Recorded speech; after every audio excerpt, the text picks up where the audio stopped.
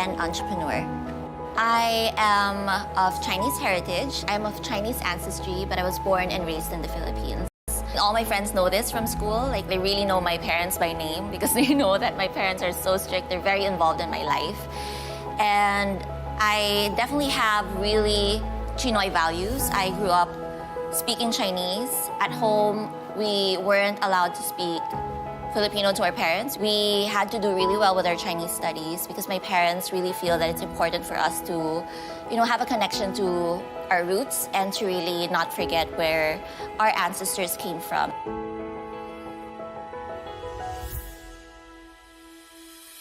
I'm so happy that there's a campaign like this where we can bridge differences and truly come together so that everyone can have an understanding of this whole movement.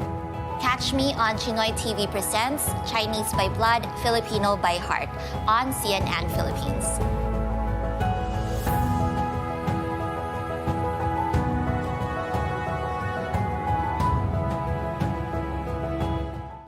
I'm Kenneth Cabonpue, and I'm an industrial designer.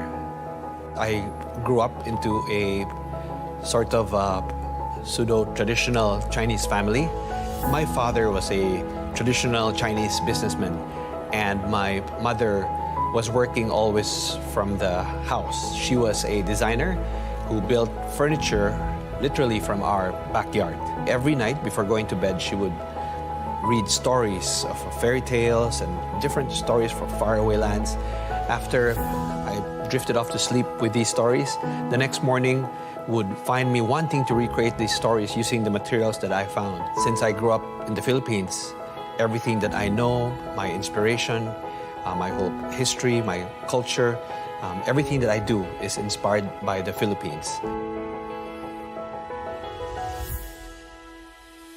I feel very honored and feel very proud to be part of a campaign to try to rediscover and find out what is it that makes a Chinoy. Watch me on Chinoy TV Presents Chinese by Blood, Filipino by Heart, only on CNN Philippines.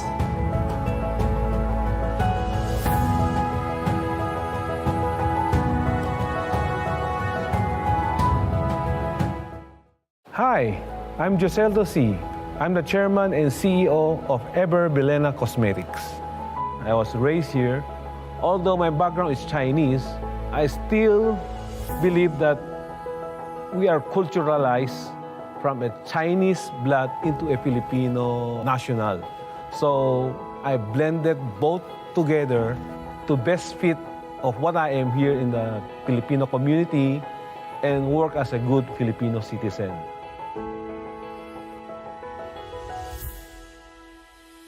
I hope my little sharing and wisdom will help our next generation to know what we're doing and where we're coming from, and looking forward to see the younger generations. I'm inviting everybody to watch Chinoy TV Presents Chinese by Blood, Filipino by Heart, only on CNN Philippines.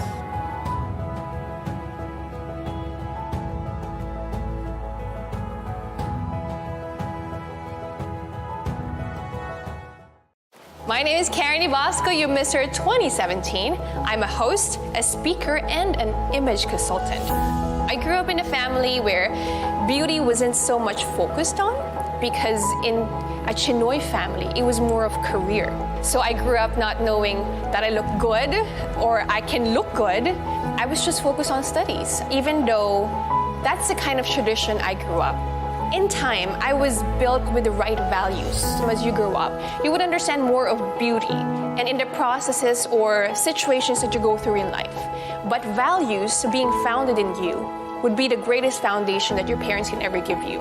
And that's how I started. Values and education were the things that were instilled in me as young as I was.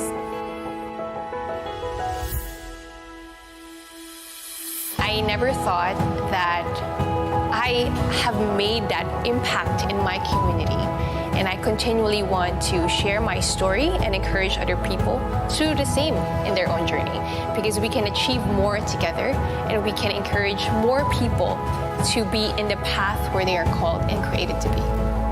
Watch me on Chinoy TV presents Chinese by Blood, Filipino by Heart, only on CNN Philippines.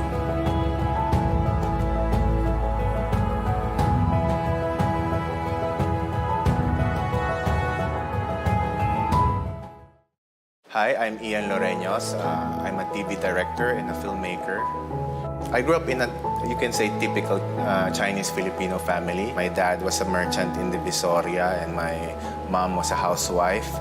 And we all studied in a Chinese-Filipino school. I can say that my family was somehow in between traditional and modern Chinese-Filipino family. Modern in a way that they didn't force us to be the usual, study in a Chinese school, go to a business university or college and then do business. Rather, they just, instill us that not just to be a businessman, but, to be a good human being. I think that was very special to me, living in a community where all stereotypically taught to be business people. My parents taught us the values of helping, taught us the values of, good reputation. I'm happy to share my story to all of you, and I'm just proud to be here and to represent the Chinoys. Watch me on Chinoy TV presents Chinese by Blood, Filipino by Heart, only on CNN Philippines.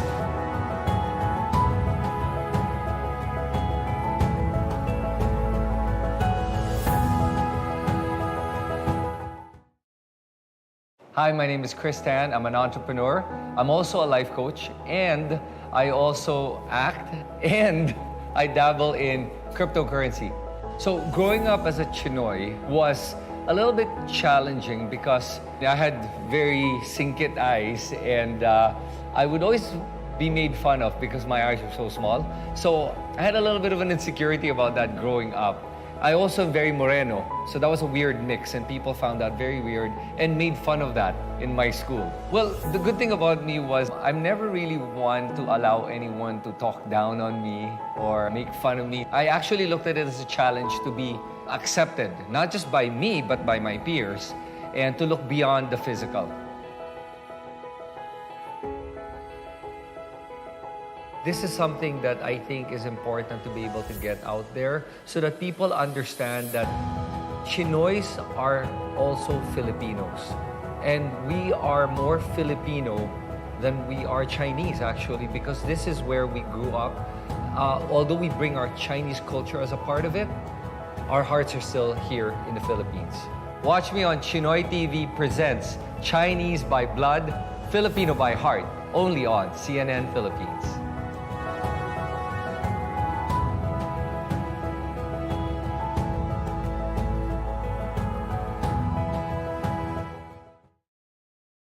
Hi, I'm Valerie Tan. I've been a TV and events host for 15 years already. I'm also a content creator. I do lifestyle and travel vlogs, and I'm also an entrepreneur. I'm very fortunate in the fact that my parents are very supportive with my career of choice, because as a Filipino Chinese, diba, the usual stereotype is you're expected to be a doctor, an accountant, an engineer, and of course, an entrepreneur. But for us, me and my siblings, we all had different career paths, and my parents were very, very supportive of each of our choices.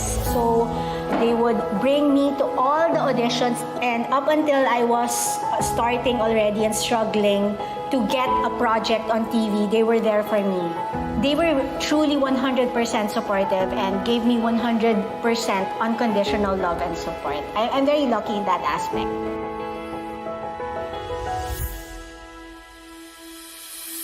It is an honor, and truly am humbled to be part of this roster, to share my story as a modern Chinoy, and to find representation for their own stories and their own journeys. Catch me on Chinoy TV presents Chinese by Blood, Filipino by Heart on CNN Philippines.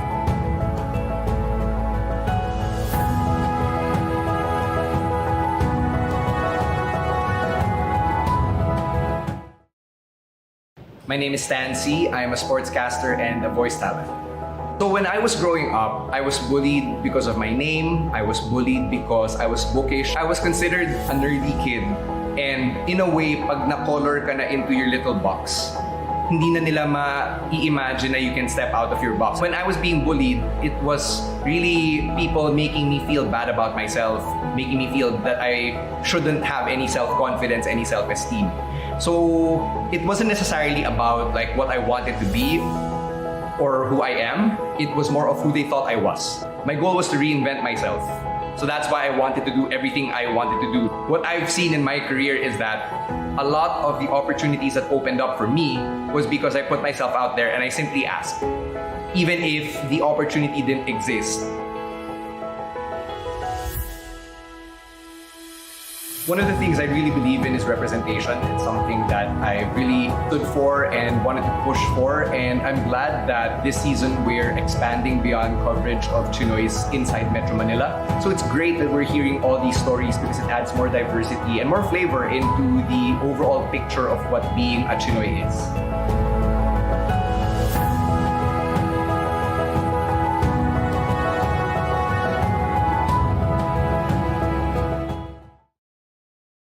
Hi, I'm Rains Mika. I'm a fashion model and I model professionally and internationally. I got into modeling when I was 15. I actually didn't expect to get into modeling. I was rather scouted by a talent agent. And when I tried it out, I think no one actually knew what was modeling. In the Chinoy community, well, I would get comments like, what is she doing? It also made me question myself, what am I doing? I was just having fun and learning from the mentors who discovered me in the talent agency. And eventually, I found a place for myself in this confusing world. I found that modeling actually made me found this group of people where I felt like I belonged to.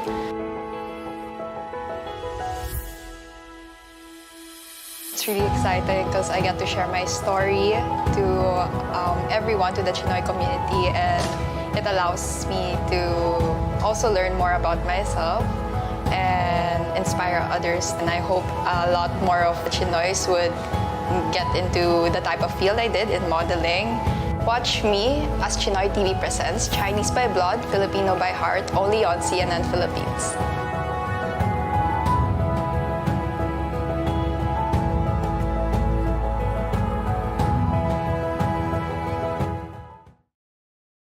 I'm Father Ari D. of the Society of Jesus. I'm president of Savior School, a Chinese-Filipino Catholic Jesuit school.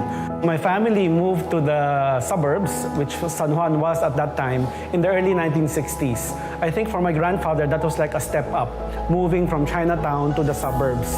No, there was nothing in Little Baguio in San Juan at that time. You look at the old pictures and you realize that, no? So because of that move, then they were very far from Chinatown, from the Chinese schools where my own parents studied. So they wanted to preserve Chinese language and culture. Thankfully, by that time, by the early 60s, both Savior School and Immaculate Conception Academy were already in San Juan. They also made the move to the suburbs. So that's where I was sent along with my brothers. We, grew up in a Catholic environment where faith was something that was part of life. We went to Catholic school. So I grew up in that kind of environment. What makes me proud as a Chinoy is the different layers of our identity. We belong to different worlds, for most of them Chinese and Filipino, and that's something to celebrate and be proud of. Watch me on Chinoy TV presents Chinese by Blood, Filipino by Heart, only in CNN Philippines.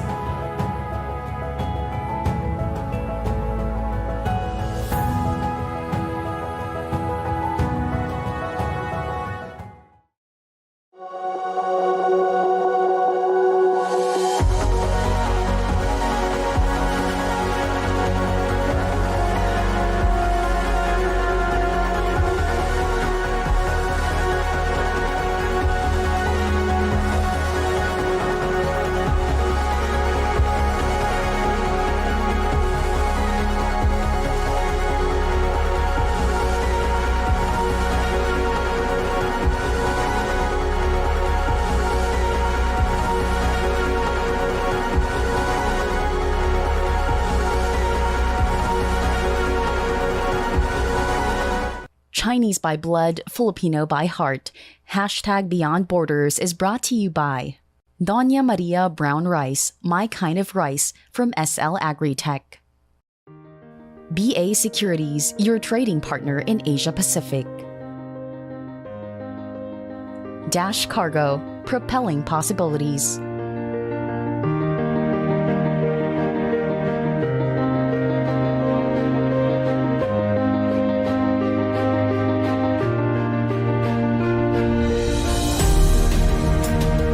If you are discriminated just because of your looks, at the same time because of your financial status in society, it really affected my self-confidence. I don't have really a good self-image about myself. And it has been always in my mind that I need to prove myself towards others. And it really ate the confidence, and I felt that I was actually really a nobody. Sinabi ko, hindi po pwede. I just need to prove myself. That's the reason why I really work so hard. I turned night into day, day into night. I sold everything that I can get my hands onto. And I really am so thankful and grateful because of those hardships. I turned my pain into my gain. I turned my scars into stars rather than becoming a victim of this situation. I decided to become a victor. It is not what happens to you in life that matters most. It is what you do with what happened to you in life that matters most. Hi there, I'm Chinkee Tan. I'm considered as the pambansang wealth coach here in the Philippines.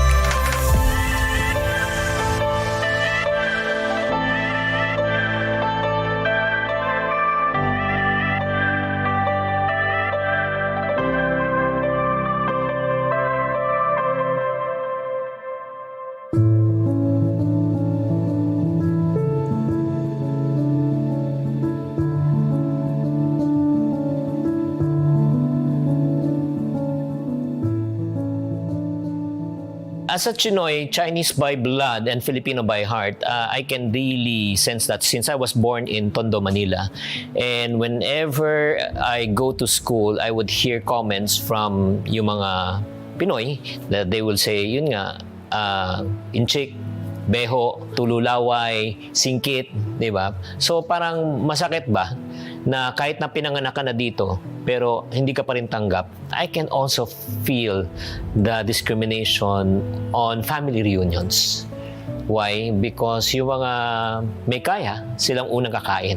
Yung mga wala, yung minsan, yung tirang kakainin nyo.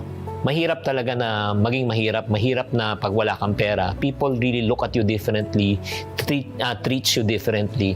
So I made a vow when I was age 12 during that time that I want to become a millionaire before I reach the age of 35.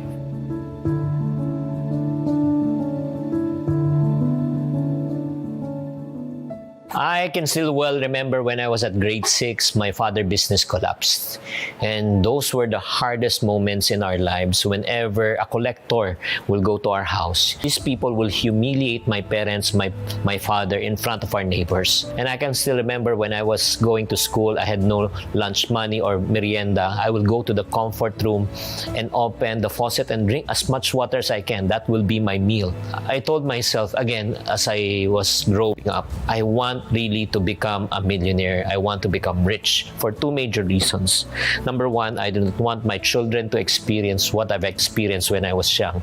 And second reason, I want to provide the best for my family, especially for my parents when they grow old, so that they will not be discriminated.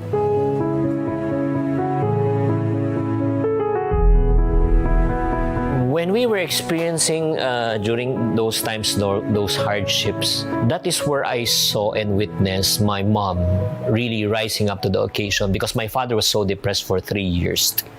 And it was my mom who tried to make both ends meet. She sold everything. She sold toilet paper and all other stuff. Sinabi ng nanay ko, anak, gusto mo bang yumaman? Sabi ko, yes, mama. Sabi ko, masipag ka ba? Yes. Matyaga ka ba? Yes. Will you do whatever it takes? Yeah, sabi ko, yes. Ito yung sinabi niya na hindi ko makalimutan. And it really stuck in my mind up to this very day. Why will you make other people rich if you can make yourself rich? Why should you work for others if you can work for yourself? So that thing stuck into my mind. Ever since age 12 up to this very day, I've never passed a resume in my entire life. I've been in sales, I've been an entrepreneur, and then gano'n naman yung upbringing talaga natin di ba? As Filipino Chinese, we were raised in a mindset, anak, pinag-aral kita mabuti para paglaki mo, magtayo ka ng negosyo para ikaw ang magbigay ng trabaho. I hit my first million when I was around 20s.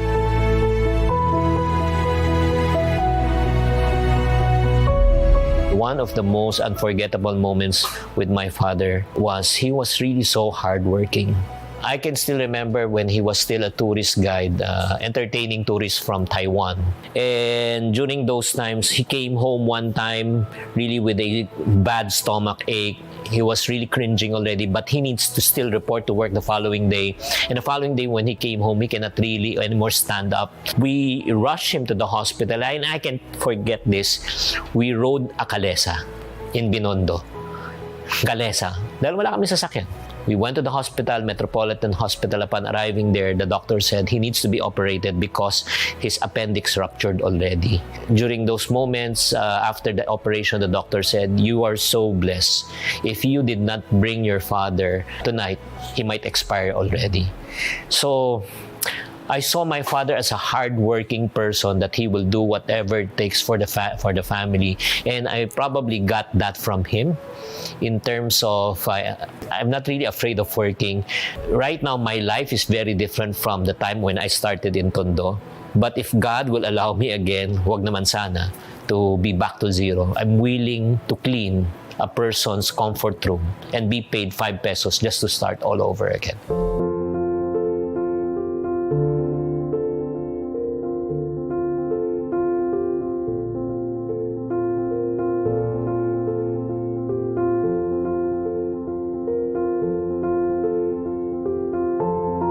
I would say my father will definitely be happy of what I've achieved, and during his last few years, definitely he always say he's always proud of me, that I've achieved a lot compared to what he has done in life.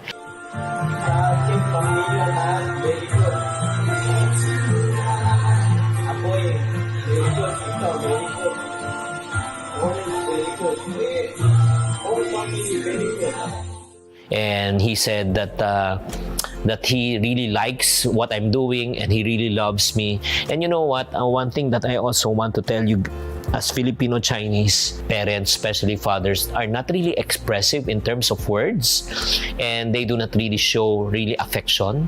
And the way they show affection is by really being a good provider. I've never received a hug.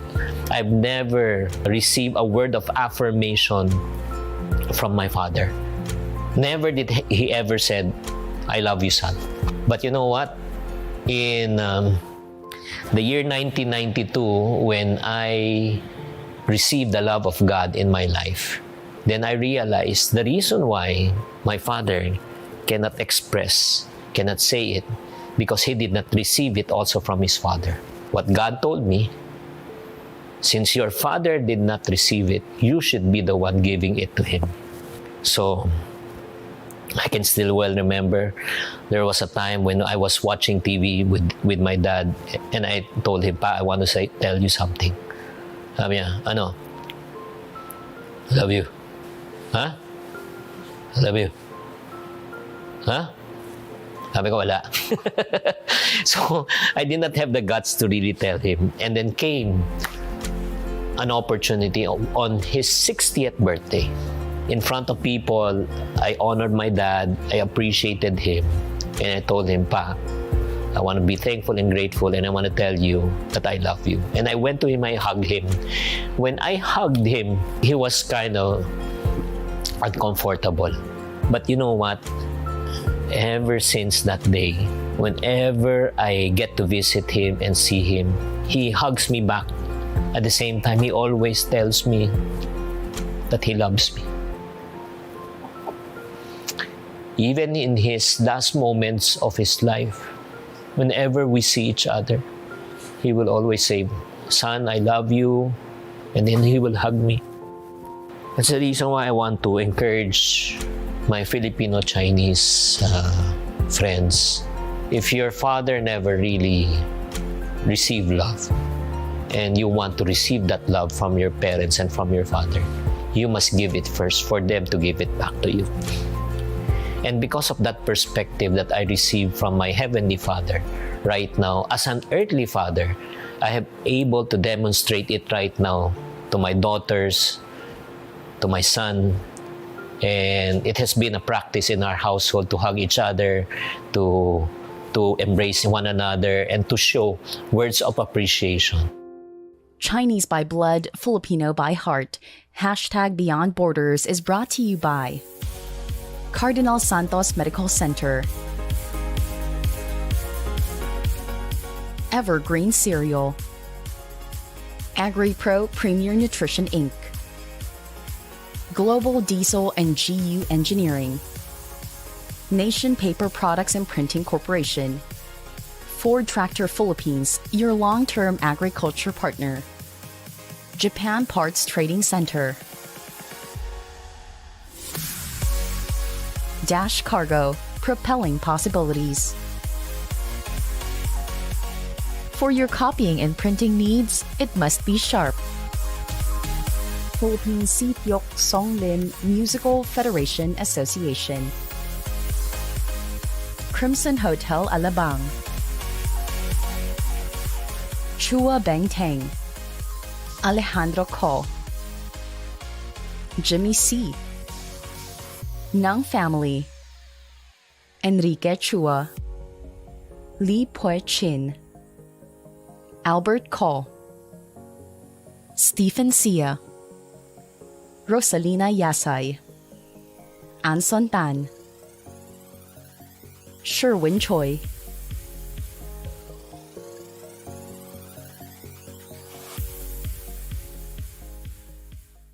Chinese by blood, Filipino by heart.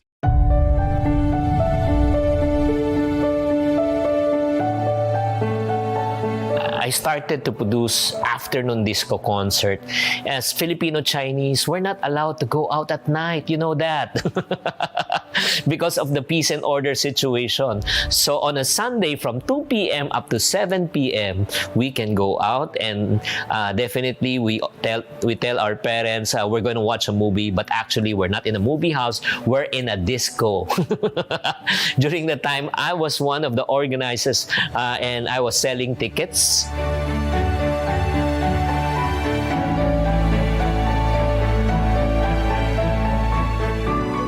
I thought of an idea that I need to offer something different to the market. And I thought of offering an afternoon disco concert. That was 1987. During that time, the one that was really talked about was no other than Mr. Shades, Randy Santiago. And he was my first talent, again, at Rumors Disco, that was around September 6, 1987, which I cannot forget.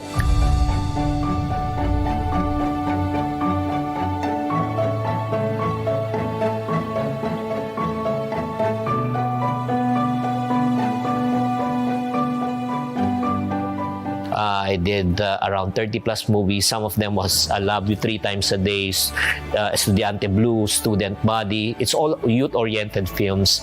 And then I stopped in 1994. Why? Because I realized I'm only good as my last picture. And I told myself I need to go back to my first love, and that is sales. So I went back to business and sales. In 2006, when I was starting my family during that time, it was eating so much of my time. And I told myself it's a choice between business, opportunity, and time with family. Definitely, the reason why I'm working is not because for money, it's because for the family. So I chose my family. I sold everything and started a new career in the year 2008. And that is public speaking, writing books, and creating content. I cannot believe that I have written already 15 best-selling books, no? Kung talagang magbabalik tanaw tayo. And one of the favorite book that I wrote is this book definitely, Diary of a Pulubi, the 22 money lessons on how to avoid going broke.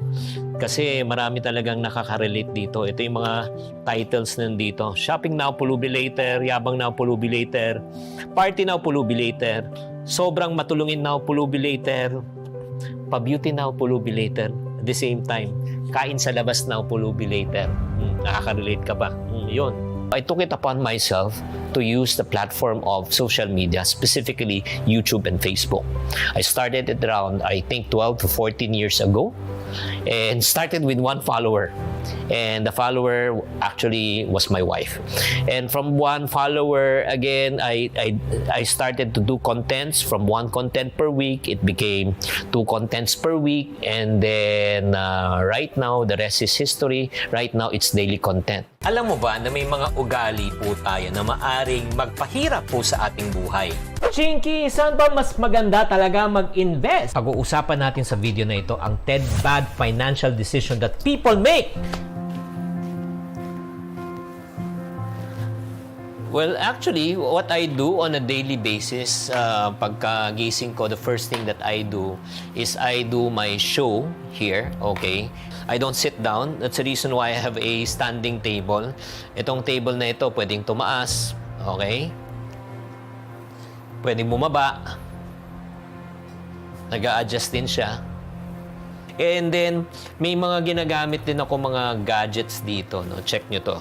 This is the gadget I'm using. Ito naman gives you mga laughter, like for example, applause. Diba? May effects siya. Napaka-importante kasi, especially when you do virtual session, sa virtual session ngayon, ang nangyayari niyan, napakahirap na makipag-connect sa audience. Pero when you have yung mga effects ba, mas nakakatulong.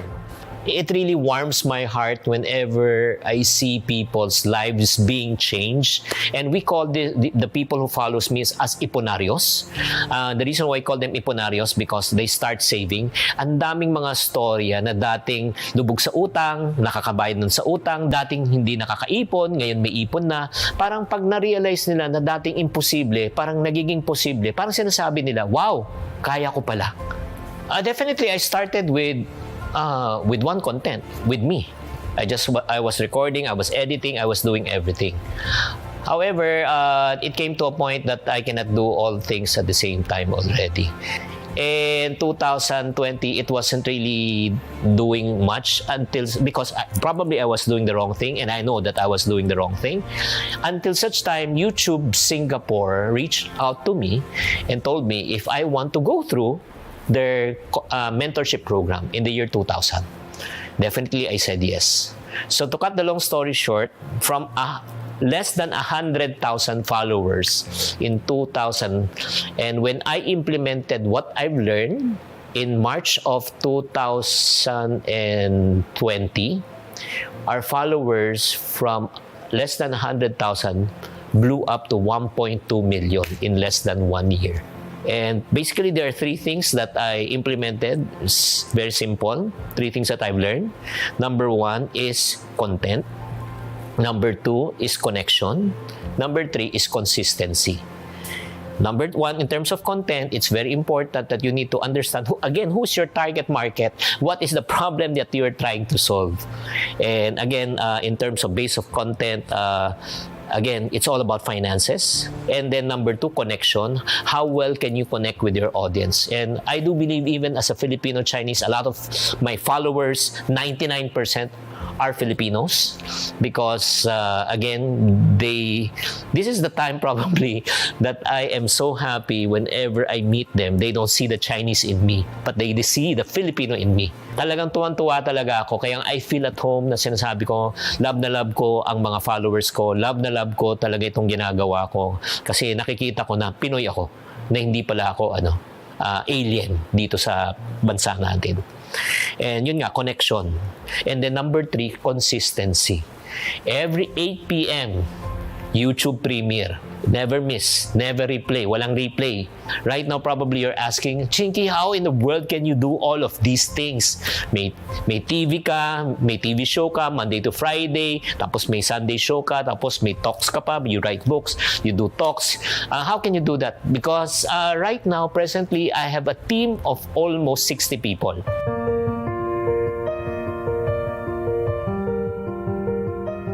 Ako, I really love to help other people. Yun yung isang passion ko. My passion is to help people to become wealthy and debt-free.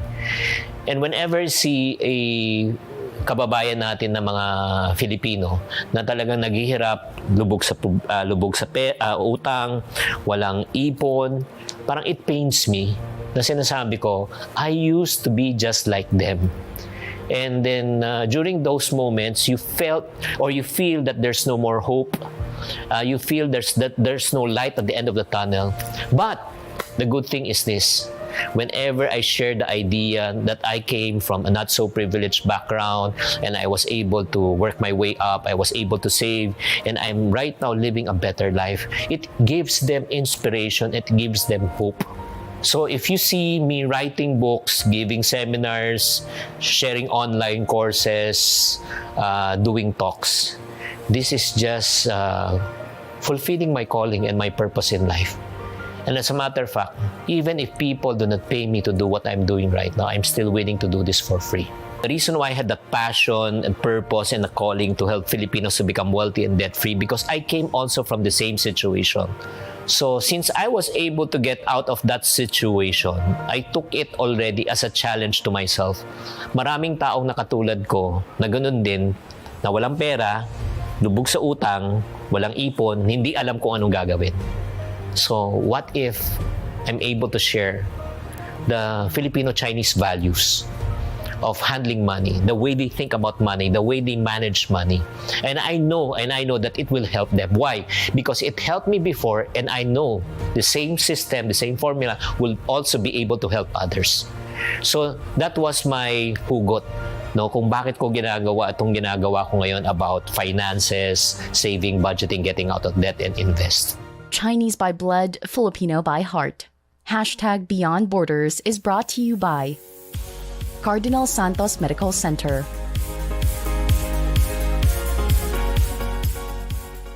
Ever Bilena, PG Flex Linoleum and Maruyama Tarpaulin, Evergreen Cereal, AgriPro Premier Nutrition Inc., Global Diesel and GU Engineering, Nation Paper Products and Printing Corporation, Ford Tractor Philippines, your long-term agriculture partner, Japan Parts Trading Center, Dash Cargo, propelling possibilities,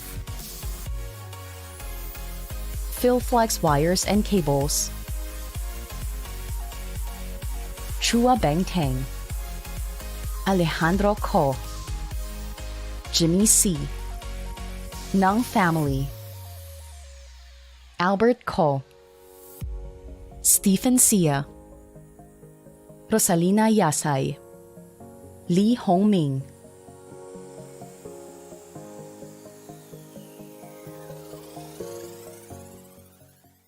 Chinese by blood, Filipino by heart.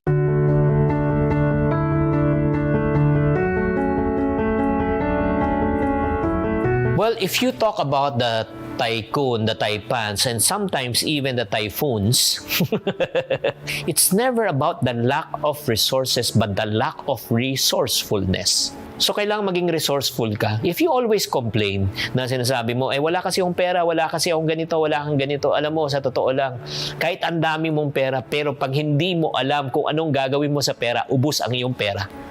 Number 2, very important also that I've learned from them, never be afraid to to allow your children, the next generation, to also start from the bottom. If we fail to teach the next generation, always remember this. It's the first generation that will make the million. It's the second generation that will inherit the millions. And the third generation will lose the millions. And the third thing that I do believe the tycoon and the taipans still live and their philosophy up to this very day, they also learn the art of giving away money. They know the purpose why they became rich. The reason why they became rich, to become successful, is also for them to help the people who are less fortunate. I have a few friends na daughters or sons of tycoons. I'm fortunate to have relationships with them. And I see a totally different mindset. And it inspires me because they have a very proactive mindset. So when they are in a certain situation, something bad happens, they don't sulk. They look for solutions right away. And that's something that I learned from them. So, parang you don't feel like a victim eh. Instead, let's find ways on how we can improve the situation. That's one thing I admire about them. Second is they think long-term. They have delayed gratification. They do things, they sacrifice things now to benefit in the future. So whether it's investments or businesses, laging long-term yung mindset of the tycoons. That's what I learned. It's not just about money. It's not just about making money. It's also about giving employment to a lot of people. And that to me is so admirable. I believe when they say tycoon mindset, it's a winning mindset. It's a right mindset. A lot of tycoons, Chinese tycoons in the Philippines, have started from the bottom. They were not surrounded with rich families. For the people that we know of that really went to the top, they really started from rags to riches. And they have a mindset that they can do things. You know, they have a winning mindset. They have a right mindset that when I'm determined to do it, I will put my heart, my soul, my whole effort to try to do things. And I do believe in that. I've experienced that with my field. It was a bit different. I was an underdog. I never thought I would win a competition. But when you have a right mindset, you are driven, you are determined, and you will persevere. So having a tycoon mindset is essential in this generation, no matter what field you're in.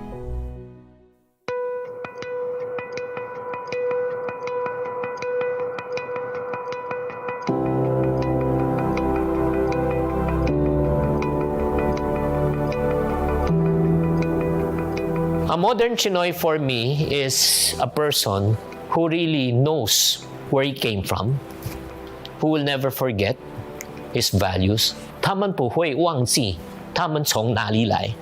That's for me is very important. I am proud to be called a Filipino Chinese. I am proud that I am born here in the Philippines. I'm proud that I am a Filipino.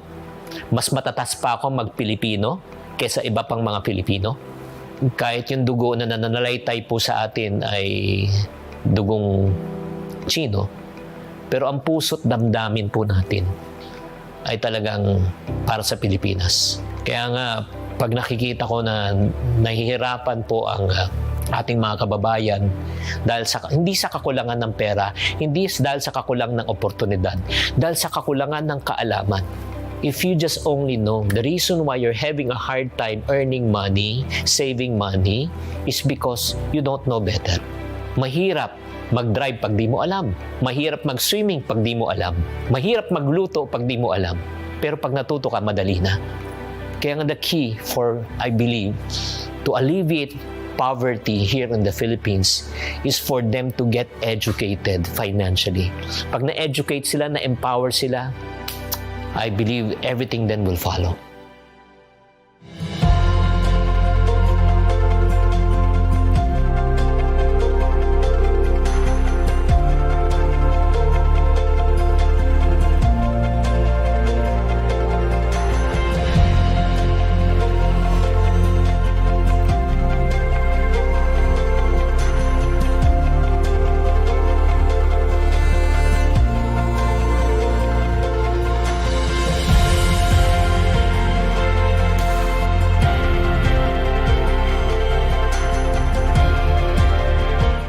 Chinese by blood, Filipino by heart. Hashtag Beyond Borders was brought to you by Doña Maria Brown Rice, My Kind of Rice from SL Agritech. BA Securities, your trading partner in Asia Pacific. Dash Cargo, propelling possibilities.